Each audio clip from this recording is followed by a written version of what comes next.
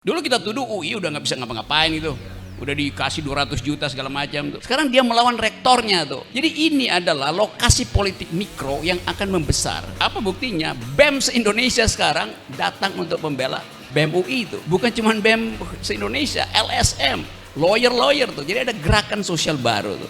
Itu artinya kita coming to term of pessimism itu. Jangan lagi itu tuh. Kita lakukan sesuatu yang optimis. Karena cuma itu yang bisa kita ajukan tuh. Soal tema tadi itu. Habib Rizik nyampe nggak ke 2024 untuk jadi semacam simbol dari recovery Muslim politics. Itu pertanyaan yang juga terlalu standar. Yang saya mau tanya, Jokowi sampai nggak 2024? Itu soalnya tuh. Kalau itu tanya ke Adi Masardi. Ya, kalau Adi Masardi dia maunya besok tuh.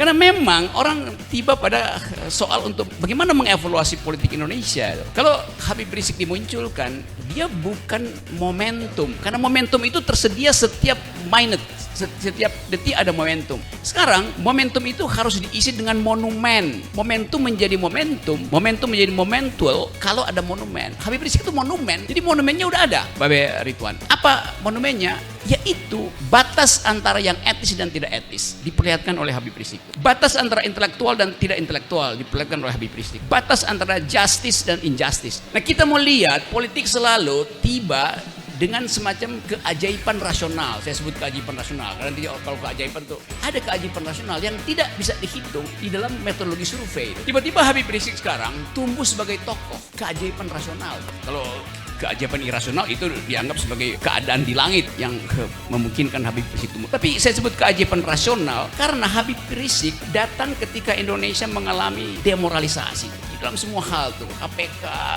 komisaris-komisaris yang hanya dipakai untuk kepentingan tim sukses salah seorang menteri, itu kan semua demoralisasi. Yang kedua, kita lihat bahwa rejim ini mengalami pembusukan secara intelektual. Nggak ada mutu pikiran timbul dari istana. Seluruh juru bicara istana itu dungu, karena itu satu-satu kemudian disingkirkan sebetulnya hanya untuk menutupi kedunguan istana tuh. Dijadiin dubes lah, dijadiin komisaris lah. Tapi kedunguan itu melekat di istana, karena ini sistem kedunguannya ada di istana itu. Habib Rizik dia bukan momentum, tapi dia udah jadi monumen. Tentu orang bisa bilang partainya apa? Nggak perlu partai untuk jadi monumen tuh. Ayatullah Khomeini jadi monumen karena satu peristiwa buruk dilakukan oleh Syah Iran. Malcolm X memimpin gerakan Muslim Brotherhood di Amerika, dibunuh tahun 65 ya, juga memimpin satu gerakan moral. Anak muda akhirnya sekarang baca Malcolm X karena menginginkan satu tuntunan moral tuh. Martin Luther King juga dibunuh di Amerika karena menuntut perbaikan moral tuh melalui perjuangan hak asasi manusia. Dibunuh juga tahun 68. Duh, masih muda tuh. Anak muda membaca kembali I Have a Dream dari Martin Luther King. Anak muda sekarang baca lagi Cuba, Che Guevara. Jadi semua mereka itu adalah simbol moral yang tidak bisa dibaca dengan statistik gitu. Jadi percuma misalnya saudara Kodari kawar 3 periode, enggak. You mesti baca bagaimana problem bangsa ini dievaluasi secara etis. Rektor UI sekarang kelabakan karena rektor UI merasa bahwa dia harus hukum BEM ini supaya dia punya potensi untuk jadi menteri kalau reshuffle tuh. Itu konyolnya pikiran. Padahal sekarang jabatannya wakil komisaris utama BRI. Nah, itu juga itu udah melanggar etika. Dia digaji negara untuk memperbaiki kurikulum UI. Sekarang dia bekerja di BRI sebagai komisaris yang mesti baca laporan keuangan segala macam. Jadi waktunya di mana? Dari segi itu dia udah melanggar statuta UI itu. Oh, tidak boleh dia bekerja rangkap. Ini rektor ini full time, digaji tinggi oleh UI itu, oleh pajak kita tuh. Ini rektor ngapain masih nyari duit di BUMN? Itu nggak boleh kan? Jadi itu pertanda bahwa kedunguan itu ada dalam sistem kita. Kalau rektornya pakai otak, dia bilang saya akan full ada di UI mengurus kurikulum supaya UI betul-betul jadi world class university. Sekarang UI jadi WC UI itu singkatannya.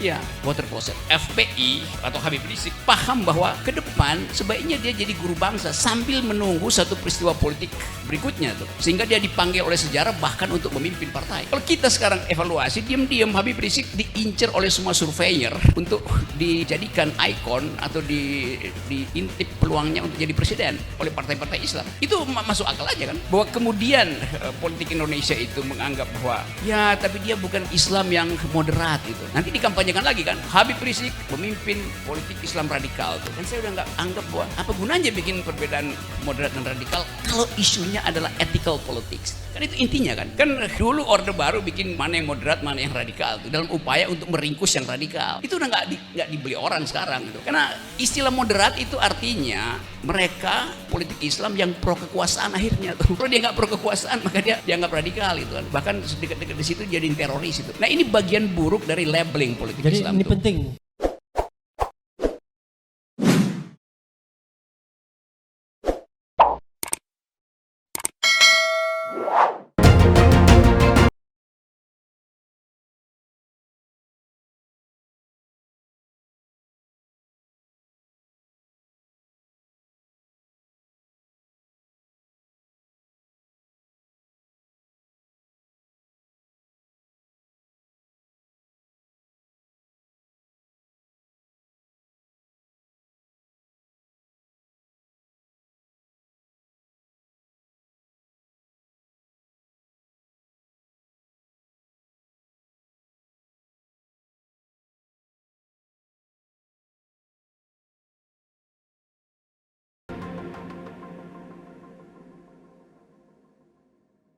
Kan selalu orang anggap politics is the art of the possible, seni tentang yang mungkin. Kalau kita pakai paradigm itu yang mungkin, memang kelihatannya pesimistis gitu. Tapi kalau kita bilang politics is the art of attacking the impossible, maka kita hidup di dalam optimism. Wah, luar biasa ya. Dan itu yang diajukan kemarin oleh saudara Leon dan kawan-kawan di BEM. Ketika orang merasa pesimis, mereka bilang kami optimis. Kenapa? Karena kami berhadapan dengan lip service, the king of lip service.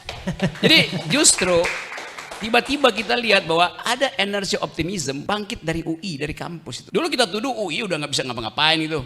Udah dikasih 200 juta segala macam tuh. Sekarang dia melawan rektornya tuh. Jadi ini adalah lokasi politik mikro yang akan membesar. Apa buktinya? BEM se-Indonesia sekarang datang untuk membela BEM UI itu. Bukan cuma BEM se-Indonesia, LSM. Lawyer tuh, jadi ada gerakan sosial baru tuh. Itu artinya kita coming to term of pessimism itu. Jangan lagi itu tuh, kita lakukan sesuatu yang optimis. Karena cuma itu yang bisa kita ajukan tuh. Itu halaman pertama. Sekarang halaman kedua.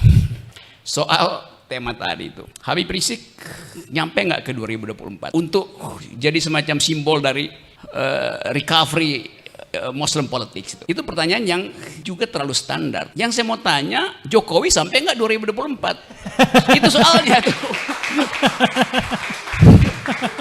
Kalau itu tanya ke Adi Masardi. Ya, kalau Adi Masari dia maunya besok tuh. Karena memang orang tiba pada soal untuk bagaimana mengevaluasi politik Indonesia tuh. Kalau Habib Rizik dimunculkan, dia bukan momentum. Karena momentum itu tersedia setiap minute, setiap detik ada momentum. Sekarang momentum itu harus diisi dengan monumen. Momentum menjadi momentum menjadi momentual kalau ada monumen. Habib Rizik itu monumen. Jadi monumennya udah ada, Babe Ridwan. Apa monumennya? Yaitu batas antara yang etis dan tidak etis diperlihatkan oleh Habib Rizik. Batas antara intelektual dan tidak intelektual diperlihatkan oleh Habib Rizik. Batas antara justice dan injustice diperlihatkan oleh Habib Rizik. Saya bahas satu-satu ya supaya lebih komprehensif ini skripsinya tuh.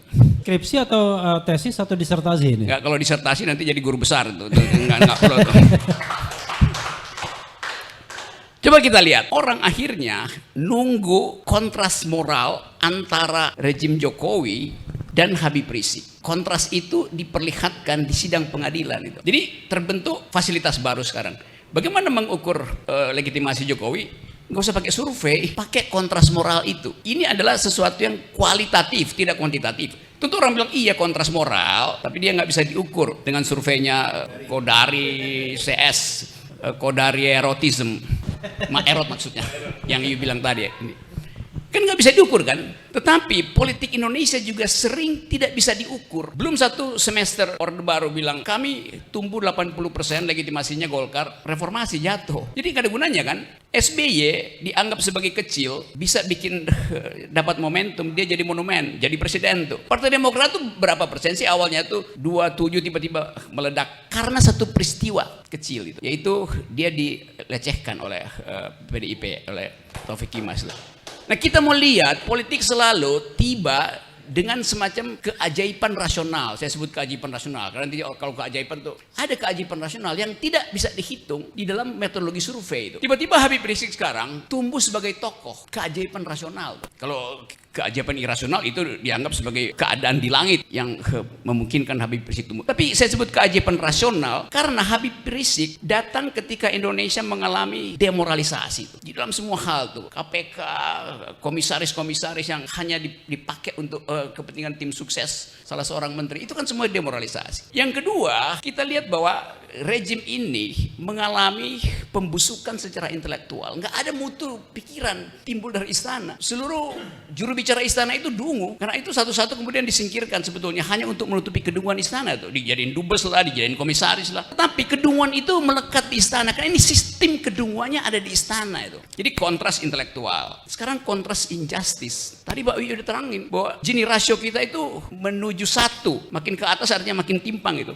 Tapi itu baru ukuran spending, belum ukuran pendapatan. Apalagi kalau rasio itu diukurkan pada kesenjangan pendapatan, dijelaskan tadi juga oleh Mbak Wi, oleh Adi. Jadi secara sosiologi seluruh variabel yang bisa membatalkan optimisme dari rejim ini sedang ada. Pembatalan optimisme rejim membuat kita juga optimis bahwa perubahan bisa berlangsung. Kan itu soalnya kan. Jadi analisis sosiologi ada di situ tuh. Nah, karena itu saya menganggap bahwa Habib Rizik dia bukan momentum, tapi dia udah jadi monumen. Tentu orang bisa bilang partainya apa? Nggak perlu partai untuk jadi monumen tuh. Ayatullah Khomeini jadi monumen karena satu peristiwa buruk dilakukan oleh Syekh Iran tuh. Malcolm X memimpin gerakan Muslim Brotherhood di Amerika, dibunuh tahun 65 ya, juga memimpin satu gerakan moral. Anak muda akhirnya sekarang baca Malcolm X karena menginginkan satu tuntunan moral tuh. Martin Luther King juga dibunuh di Amerika karena menuntut perbaikan moral tuh melalui perjuangan hak asasi manusia. Dibunuh juga tahun 68. Duh, masih muda tuh. Anak muda membaca kembali I Have a Dream dari Martin Luther King. Anak muda sekarang baca lagi Kuba, Che Guevara. Jadi semua mereka itu adalah simbol moral yang tidak bisa dibaca dengan statistik gitu. Jadi percuma misalnya Saudara Kodari kawar 3 periode, enggak. You mesti baca bagaimana problem bangsa ini dievaluasi secara etis. Dan itu BEM UI betul-betul kemarin itu memperlihatkan bahwa publik menginginkan perubahan etika politik. Nah, karena itu BEM sekarang didukung. Sekarang kelebakan rektornya kan, mau bikin apa dia di situ. Jadi rektor UI sekarang kelebakan karena rektor UI merasa bahwa dia harus hukum BEM ini supaya dia punya potensi untuk jadi menteri kalau reshuffle tuh.